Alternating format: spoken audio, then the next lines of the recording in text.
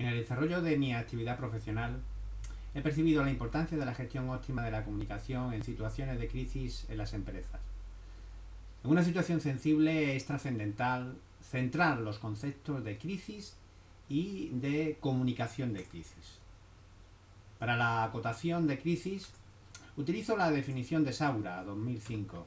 en el sentido de situación grave que afecta a las empresas, institución, figura pública, en alguna de sus funciones y con potencial de escalar en intensidad o perjudicar a sus públicos clave o grupos de interés o generar un impacto negativo en los medios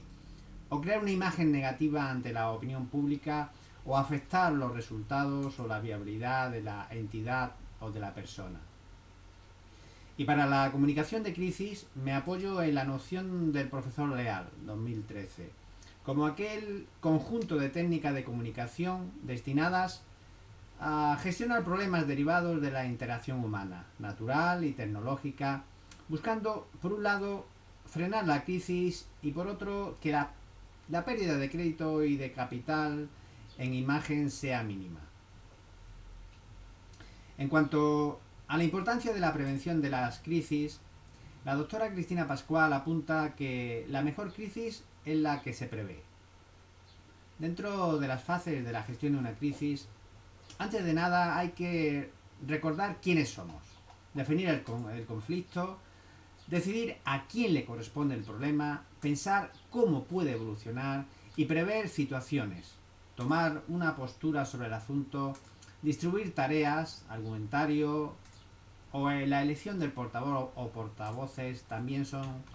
acciones sumamente importantes. De manera casi paralela, hay que identificar los públicos con velocidad y precisión. La respuesta tiene que ser segura, empática y sin ambages,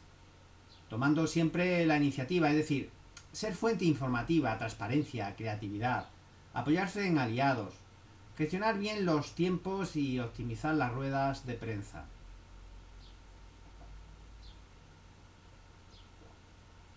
En referencia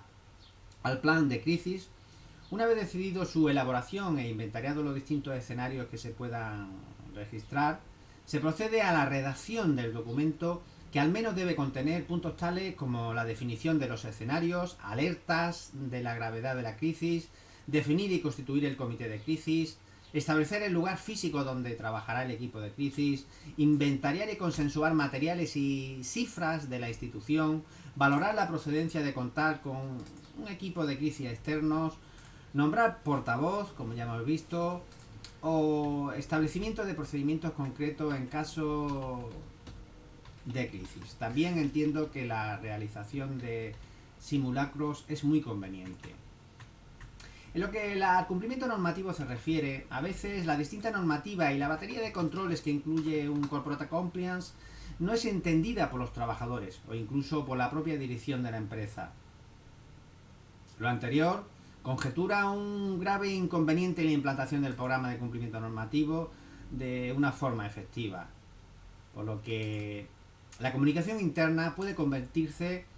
en un gran aliado para ayudar a implementar de una forma eficiente dicho Corporate Compliance en la organización.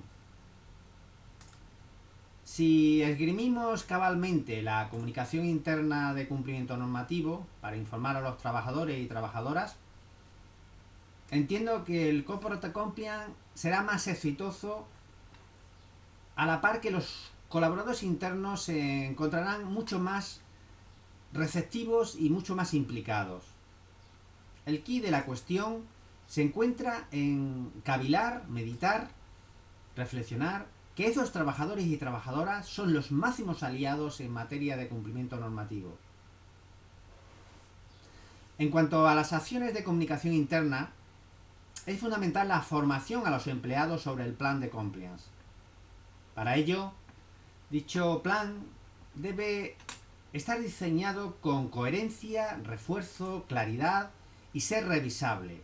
además de encontrarse integrado en la política de comunicación de la empresa, no teniendo ningún sentido que la política de comunicación de la empresa fuera por un lado y la política de comunicación del compliance por otro. Esos comportamientos estancos muy negativos. Obviamente, en todo este proceso es fundamental la utilización de los canales de comunicación interna para implementar el Corporate Compliance. Finalmente, para la garantía del éxito en la implantación, es necesario instaurar una cultura corporativa de prevención del delito en el día a día de la empresa,